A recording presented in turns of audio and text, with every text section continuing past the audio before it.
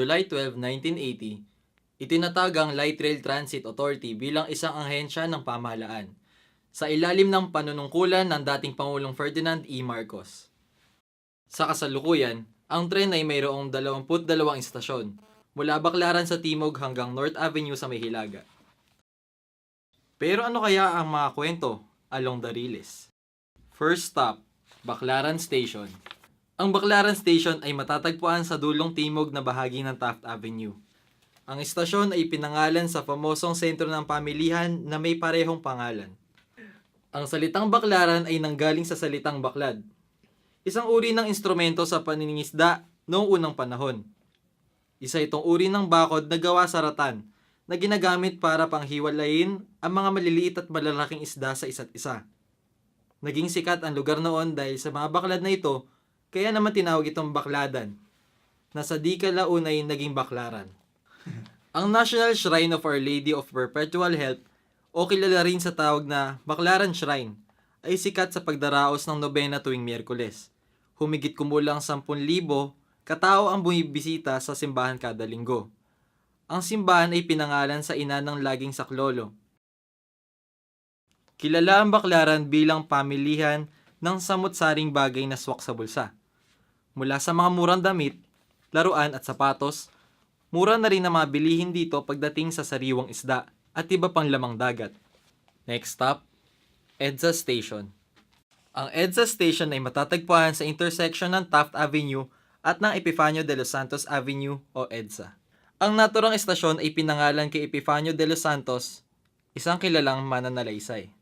Si Epifanio de los Santos y Cristobal o mas kilala rin sa tawag na Don Panyong ay isang kilalang Pilipinong mananalaysay.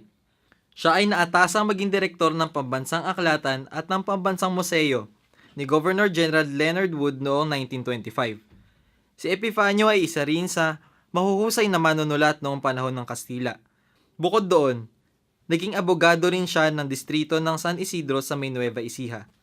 Sa dami niyang nagawa, ay kinilala siya ng pamahalaan ng Pilipinas sa pagpapangalan sa isa sa mga punong kalye ng Metro Manila, ang EDSA.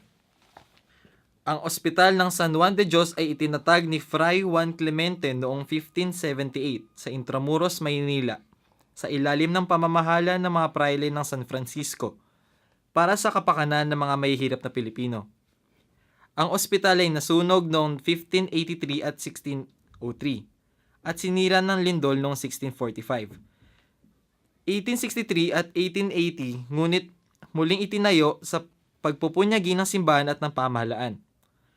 Nang nangiba noong 1945 dahil sa pangalawang digmaang pandaigdig, ay inilipat sa lungsod ng Pasay at pinansinayaan at binuksan muli na magsilbi sa publiko noong 1952.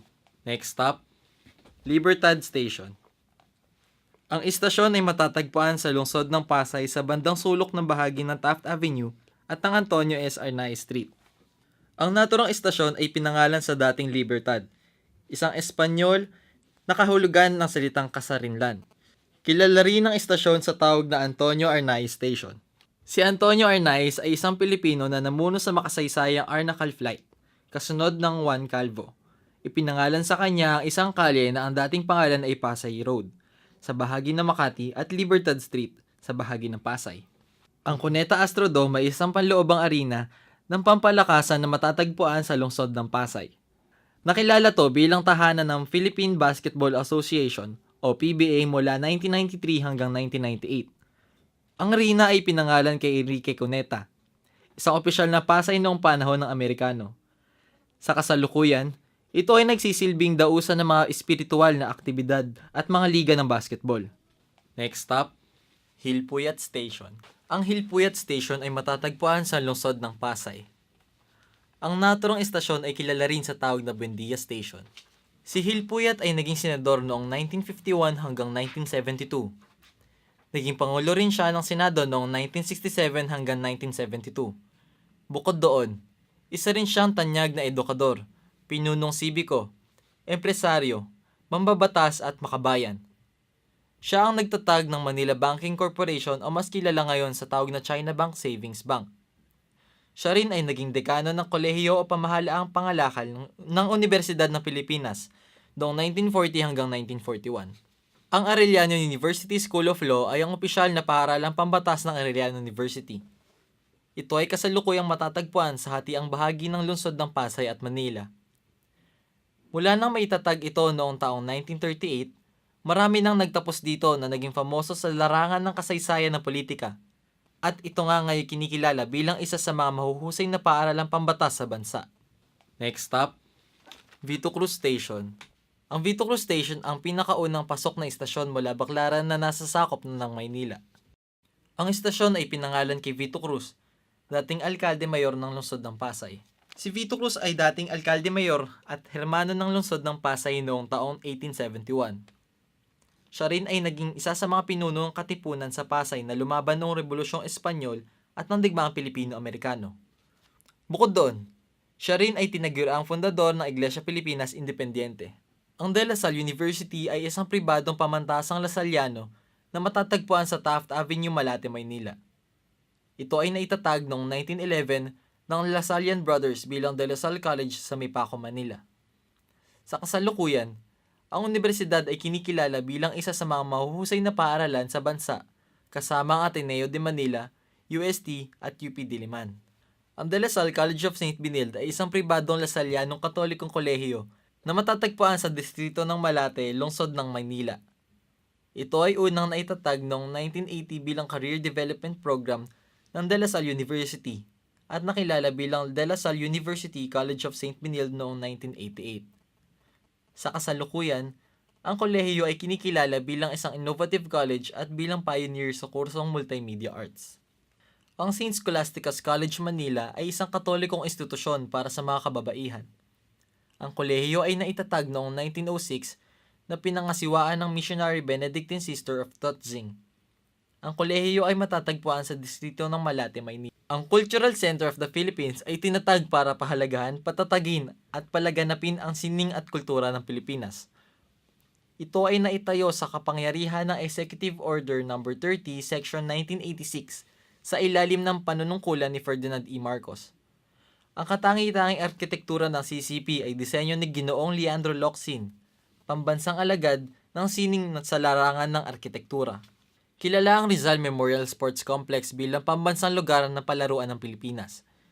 Ito ay matatagpuan sa Pablo Ocampo Street, Malate, lungsod ng Maynila. Ang complex ay naitayo noong 1934 at nasira noong pangalawang digmaang pandaigdig. Itanayo muli noong 1953 at pinaganda noong 2011.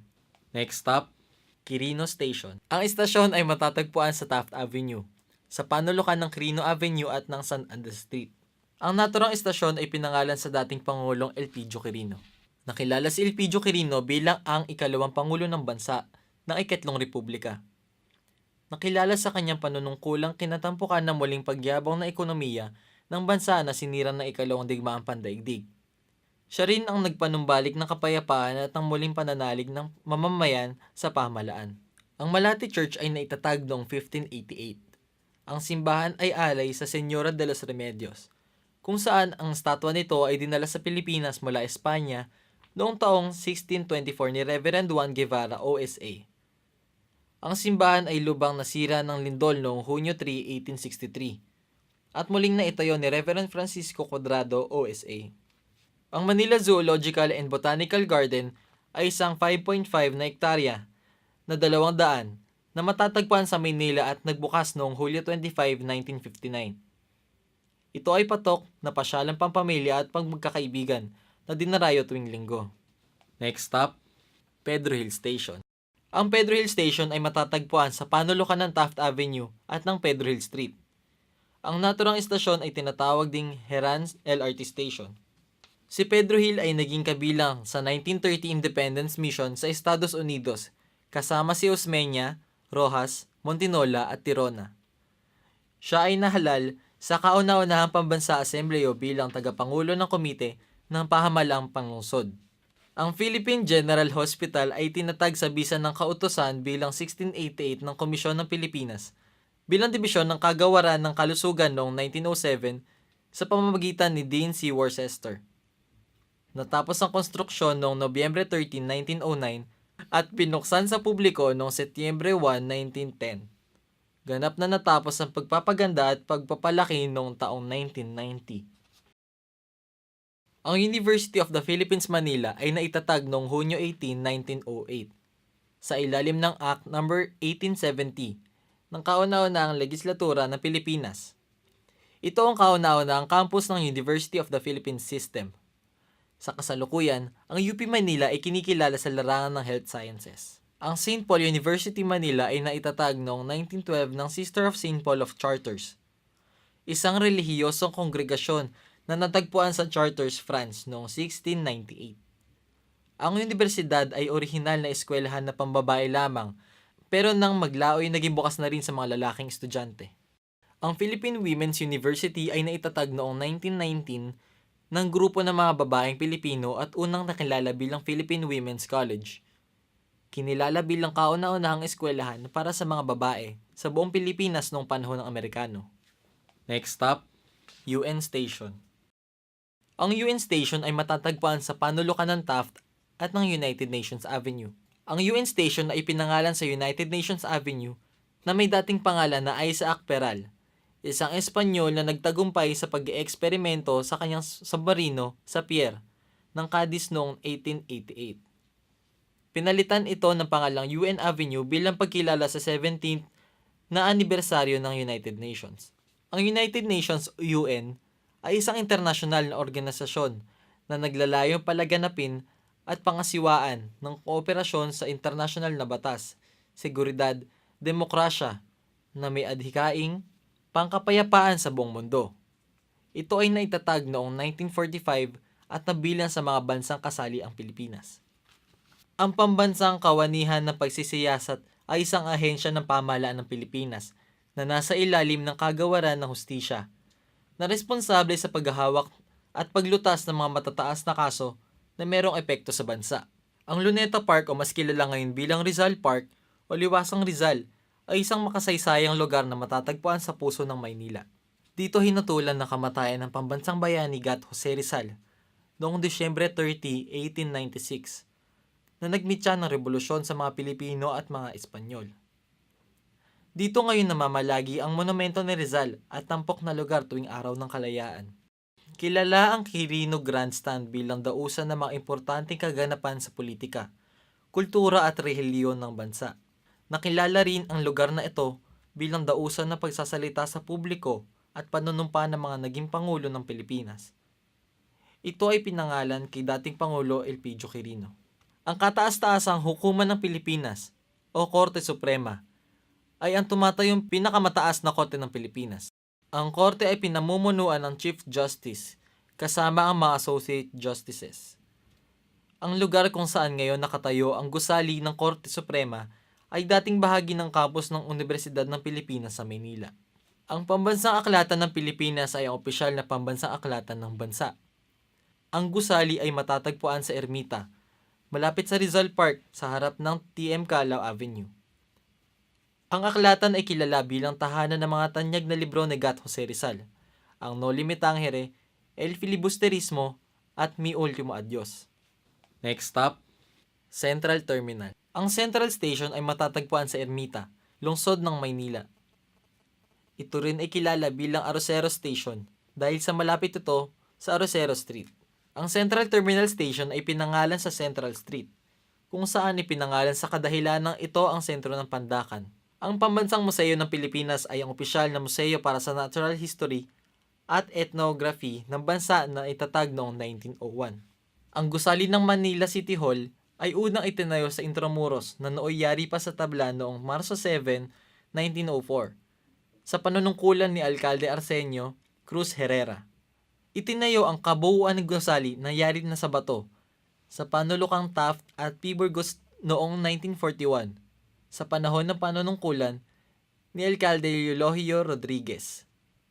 Ang gusali ay nasira noong 1945, liberasyon ng Maynila, at muling itinayo noong 1946. Next stop, Carriedo Station. Ang Carriedo Station ay matatagpuan sa Santa Cruz, Manila. Ang Carriedo Station ay pinangalan kay Don Francisco Carriedo.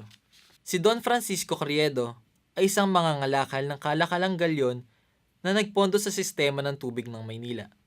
sa Ospital ng San Juan de Dios at pagbibigay ng libre edukasyon sa mga opisyal ng militar sa Real Colegio de Santa Isabel. Ang Quiapo Church ay unang naitayo na gawa pa sa kawayan at nipa ng mga misyonaryong Franciscan, ngunit agad ding nasunog noong 1639. Ginawa muli ngunit nasira ng lindol noong 1863. Sinundan ang pagkakakumpleto ng simbahan noong 1899 sa ilalim ni Reverend Eusebio de Leon at Reverend Manuel Rojas, at muling nasunog noong 1929. Ang pagpapatayo muli ng simbahan ay pinondohan ni Doña Encarnacion Nakpil de Orense at idinisenyo ni Juan F. Nakpil. Nakilala ang simbahan sa famosong imahe ito ng itim na Nazareno na dinarayo ng mga deboto tuwing Biyernes.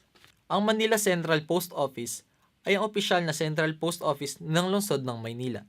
Ang disenyo ng arkitektura na gusali ay gawa ni Juan M. Arellano na may temang neoclassical na naitayo noong 1926.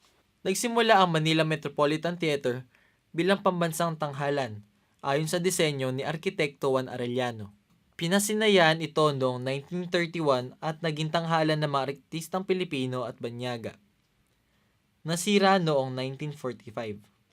Naging tirahan ng mga informal settlers at pinangalan ng Besa Boxing Arena. Ibinilik sa dating marangal na anyo noong 1978 ng Komisyon ng Kalakhang Maynila. Ang Binondo ay kinikilala bilang pinakamatandang Chinatown sa buong mundo na naitatag noong 1594. Noong panahon ng Kastila, ito ay kinikilala bilang tirahan ng mga Chinese mestizos. Sa kasalukuyan, ito na ngayong sentro ng bilihang pang-incheck. Next stop, Doroteo Jose Station. Ang Doroteo Jose Station ay matatagpuan sa Santa Cruz, Maynila, sa may Rizal Avenue malapit sa Doroteo Jose Street. Ang istasyon ay pinangalan kay Doroteo Jose, ang bagong pangalan ng Melba Street. Si Doroteo Jose ay isang bayaning martir na nasangkot sa persekusyon dahil sa kanyang mga conviction. Siya ay namuno sa maraming Pilipino sa pagpapatalsik kay Arsobispo Payo, ang sumunod kay Arsobispo Nosaleda. Ang University Belt ay kinikilala bilang lugar kung saan matatagpuan ang karamihan ng mga universidad.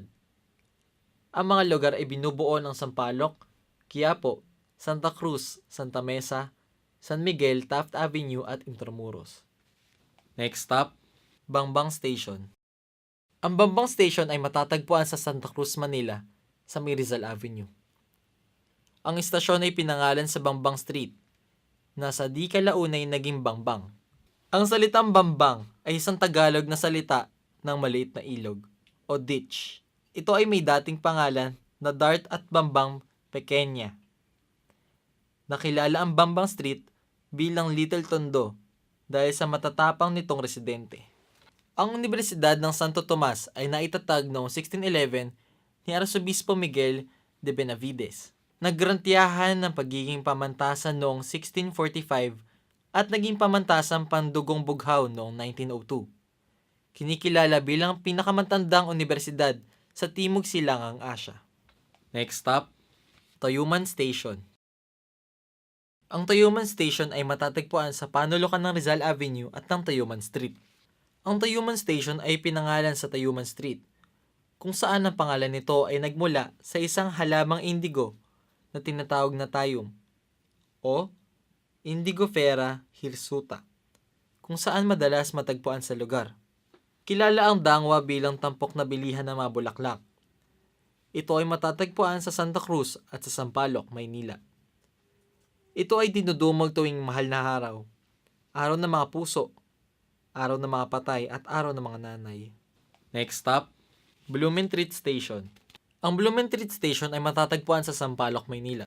Ang istasyon ay pinangalan kay Ferdinand Blumentritt, isang matalik na kaibigan ni Gat Jose Rizal. Si Ferdinand Blumentritt ay isang Austrianong scholar na naging matalik na kaibigan ni Dr. Jose Rizal. Siya ay isang Europeo na etnologo at heograpo, at isa rin siyang punong guro sa isang paaralan sa Lito Meris. Next stop, Abad Santos Station.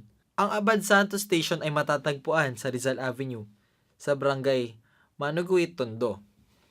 Ang Abad Santos Station ay pinangalan kay Jose Abad Santos, Ibasco, isang martir at bayani noong ikalawang digmaang pandaigdig. Si Jose Abad Santos Ibasco ay isang hurista, estadista at makabayan.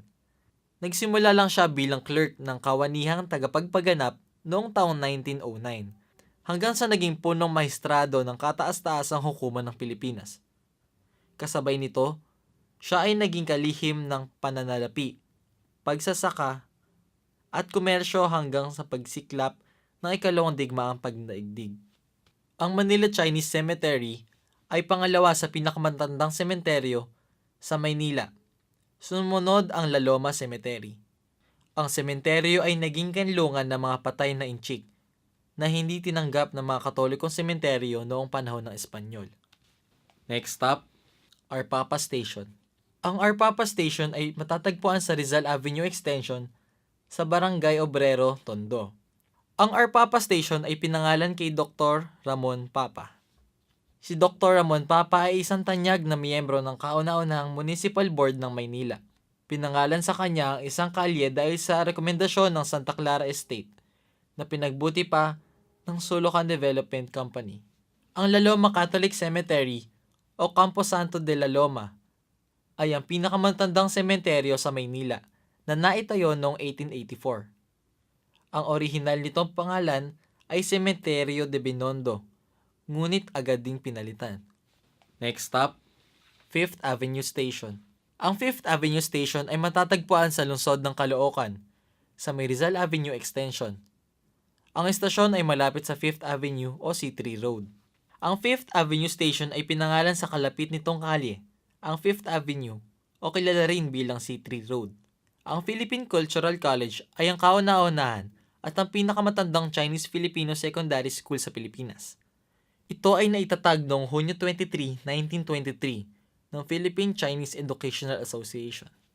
Next stop, Monumento Station. Ang Monumento Station ay matatagpuan sa Rizal Avenue, sa Barangay Grace Park East, lungsod ng Caloocan. Ang naturang estasyon ay pinangalan sa famosong landmark ng Caloocan, ang Monumento Circle. Ang Monumento Circle ay ang lugar kung saan namamalagi ang monumento ni Andres Bonifacio. Sa lugar na rin ito naganap ang pagtatagpo ni Bonifacio kasama ng katipunan at mga sundalong Espanyol noong August 3, 1896. Next stop, Malvar Station. Ang naturang estasyon ay matatagpuan sa intersection ng EDSA at ng General Malvar Street sa Bagong Barrio, lungsod ng Caloocan. Ang Malvar Station ay pinangalan kay General Miguel Malvar. Si General Miguel Malvar ay isang Pilipinong general na huling sumuko sa ilalim ng Amerikano. Next stop, Balintawak Station. Ang Balintawak Station ay matatagpuan sa harap ng Balintawak Market, malapit sa hatian ng lungsod ng Quezon at Caloocan. Ang istasyon ay pinangalan sa lugar ng Balintawak, lugar kung saan si Andres Bonifacio kasama ang iba pang katipunero ipinroklama ang unang iyak ng kalayaan noong Agosto 1896. Ang Balintawak Market ay isa sa mga pinakamalaking pamilihan ng mga sariwang pagkain sa bansa. Next stop, Roosevelt Station. Ang Roosevelt Station ay matatagpuan sa Barangay Ramon Magsaysay o Bago Bantay sa lungsod ng Quezon.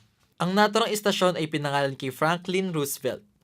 Ito ay may dating pangalan na Congressional Avenue o Muñoz LRT Station.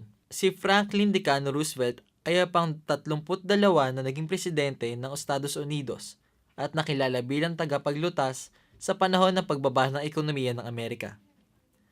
Sa kanya ay pinangalan ang Roosevelt Avenue. Sa kasalukuyan, ang LRT-1 ay kinikilala bilang isa sa mga pangunahing transportasyon sa Metro Manila. Datapwat ganon, ay huwag din nating sanang malilimutan na hindi lang ito mabilis na sasakyan. Isa itong sasakyan na nagdadala sa ating mga lugar na patuloy na nagpapaalala ng ating kasaysayan at ng ating pambansang pagkakakilanlan. Isang ligtas at mapagpalang paglalakbay, mga kababayan.